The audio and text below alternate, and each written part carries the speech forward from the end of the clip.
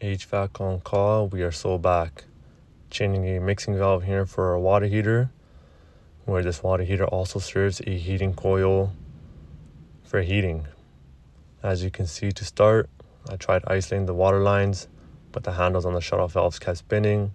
Luckily, I was able to remove the handles and shut the water off at the valve with my wrench. Now,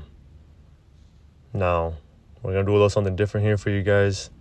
Do some voiceover so you guys as viewers, homeowners can maybe gain some knowledge, see what's going on, and I guess ask some questions if you have some questions. I wasn't able to break the unions with my regular wrenches, so I had to bring out the big boys. Broke the unions. You're going to see the space is kind of tight here. So when installing the new mixing valve, I had to be very precise with my measurements to make sure the new mixing valve was going to work in the space given. So yeah, we got the old mixing valve out. You're going to see we do a little bit of threading, a little bit of soldering, a little bit of press. Now the reason we're changing this mixing valve is because it was not adjusting the water temperature on the mixed water side. This water heater serves a heating coil, and that being said, when you have a hot water heater serving a heating coil, you need very hot water going to the heating coil to have sufficient heat blowing out of the air vents. And this water heater was set at 160 degrees Fahrenheit. So 160 degrees Fahrenheit is good for the heating coil, but it's too hot for the potable water side.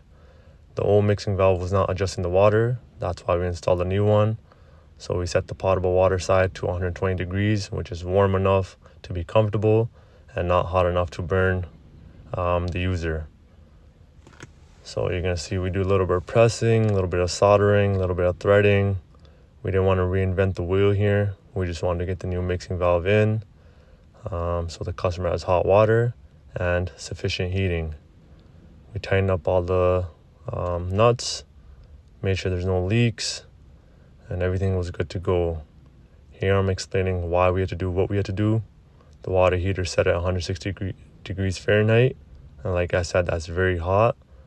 So now with the new mixing valve, we'll have hot water going to the heating coil, which will be sufficient for the heating side.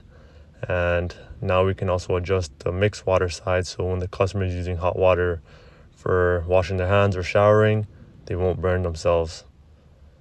That's the end result. Everything was good to go. Just another day in the trade. Hope you guys enjoyed the video.